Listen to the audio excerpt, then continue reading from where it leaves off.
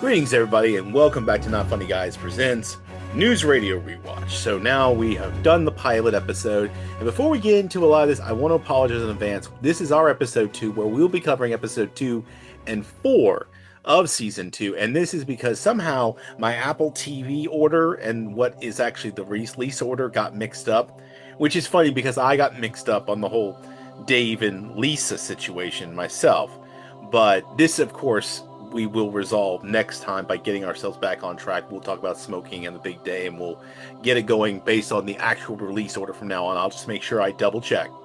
But additionally, I do want to make sure that I correct myself from last time. This is a spring pilot with a spring pickup, which is why it has short episodes, not the fall. I guess I must have been looking ahead at something when I said that last time. So even though we're going to be looking at episodes 2 and 4 a little out of order, we'll get this back on track, I promise you. So bear with me, but let's get into the episodes.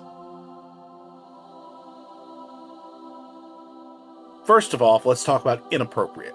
Written by Josh Lieb and directed by James Burrows, who was our director last time, aired on 28th of March 1995. For our summary, Dave and Lisa have a disagreement on how to respond to an on-air gaffe by Matthew that leads to a romantic encounter that starts a secret office relationship.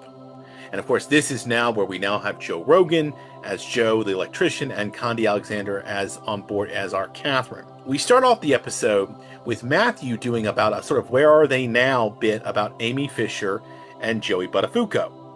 And the whole time Bill McNeil's sitting there staring blankly at the screen. Well, there's a reason for that, because apparently Matthew has been mispronunciating Joey Buttafuoco's name. You can take a guess. He apparently hit on the worst mispronunciation, period. Matthew finally realizes his mistake when Lisa comes in and there's a whole crisis control that starts kicking off. Her and Dave start spatting over in front of everyone. Joe loves what Matthew's done. He says, "You pulled it off, man," and wants to make copies of it like sports bloopers and cut him in. And he is distraught. He thinks he's going to lose his job. That's part of his running gag for this episode. They're going to do a short correction with a formal apology. This is the plan. Matthew's hoping not to get fired. Mr. James comes in there and basically says, "I'm glad you didn't report on Forrest Tucker." Dave and Lisa continue to fight about this over the most benign, stupid thing. And it's basically about who's in charge. Beth even sees their arguing as flirting, foreshadowing, and she's spot on.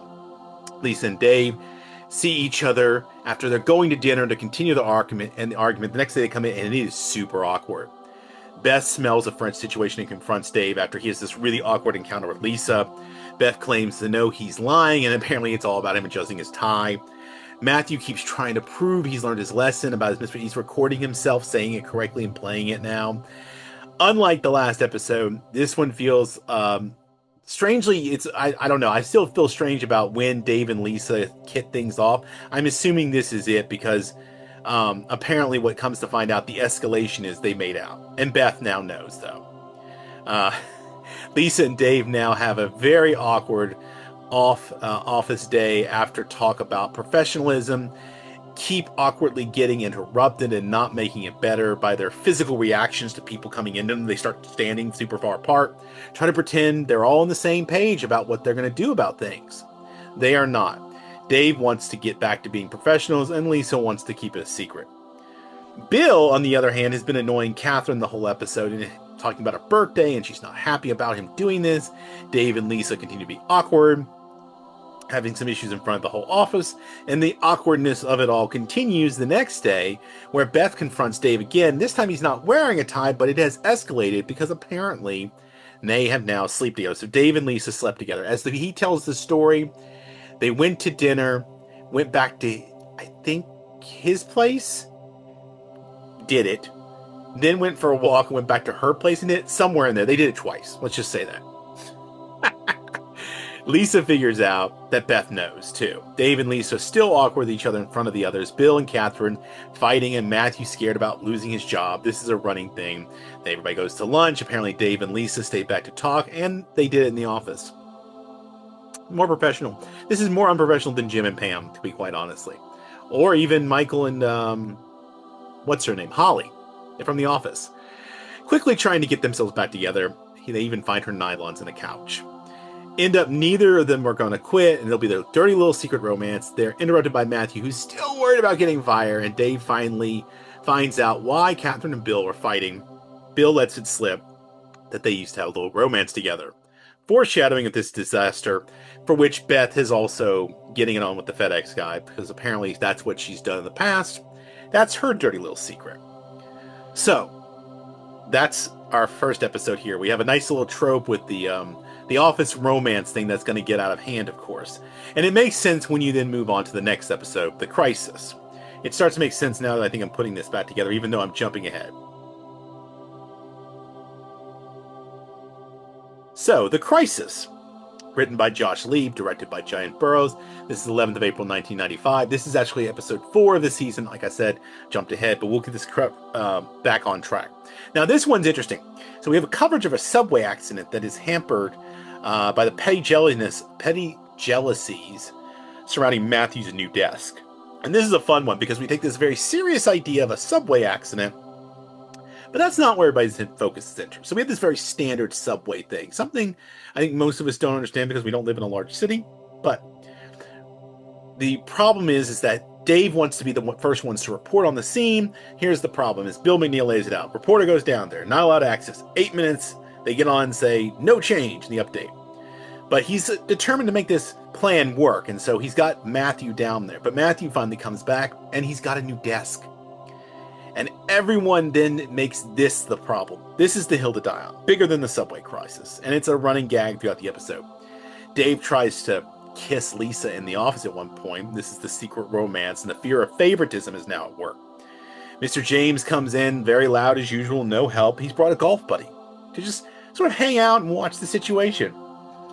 Everyone, though, is focused on the new desk, the fake crisis over the real one. The desk storyline gets even juicier. Matthew comes, like I said, came back, and he's at his desk, and everybody comes around like he's got a new car. That's my favorite part. They're like talking about the features of it. I think Joe wanted to sell the old one or something like that. The subway crisis takes a backseat to this, and this is the true comedy of the whole thing. And of course, we have Dave being driven insane here as the crazy, and as the straight man trope. We'll talk more about this because he's one of many in a long line of straight men who the comedy just sort of bounces off of, even though he's trying to be serious. I think a great example would be, what's his name? Michael Bluth from Arrested Development. Great example of this too. Dave Foley is doing great work here as Dave Nelson. Of course, Dave is forced to confront the situation, but the team meeting at the conference table, he really can't win. He's accused of favoritism toward Matthew. Lisa speaks up. Apparently she's dealing with taking seriously the situation with the train. But then there's this revelation that both she and Matthew have been to dinner with him, where he apparently brought this up. Dave and Lisa then have a convo about their keeping their affair secret. Everyone mistakes their slip-ups for favoritism over the desk. So the desk is covering for them. Dave goes to get access from the transit commissioner. He's really persistently trying to make this happen. While away, Mr. James buys everybody else tables, new desks, and basically says they're from Dave, which unfortunately has now undermined him, and he's pissed about it. Everyone is obsessed over the desks, and then Dave is like, to put his foot down, he basically sends them back. All right. Matthew finally gets access to the subway tunnel. They put him on the air. He can't see anything except flashlights in the distance, and he's standing in water. Bill ends up bringing up the desk issue again at the end, near the end of the episode. But this is primarily because we've gone through all this effort and we get nothing with the payoff with Matthew. But now it's mainly because their old desks are MIA. Nobody knows. In fact, the conference table, Joe offers again. Apparently he knows a guy. And they even took Dave's desk in his office and the chairs. So at the end, we find him and Beth laying on the ground, working out a schedule where he's now going to have dinner with everybody to basically get over this favoritism thing. And then he's exhausted. He wants to go home. He enters the elevator to find Mr. James and his golfing buddy. And is like, hey, let's go get dinner. So he is in hell.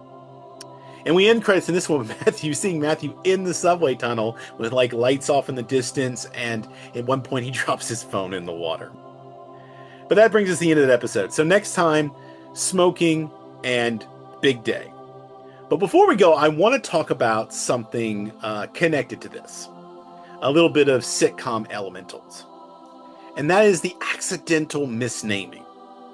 So one of the plot lines here in this season this episode Inappropriate, of course, involves Matthew, as we noted earlier, thinking he's going to get fired and landing WNYX in trouble with the FCC after committing this repeatedly during an on-air Where Are They Now segment about Joey Buttafuoco.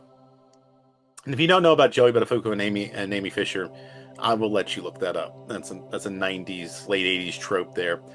Basically, Lolita, little young woman, I think Amy Fisher tried to kill his wife after having an affair with him, if I remember correctly. They form the blunder, and of course, that the mispronunciation, but this is a long-running kind of sitcom gag. Different forms of this have taken place. My personal favorite of the accidental misnaming actually comes from Parks and Recreation, and the character of Terry, Jerry, whatever you want to call him. Now, there are other examples of this kind of trope.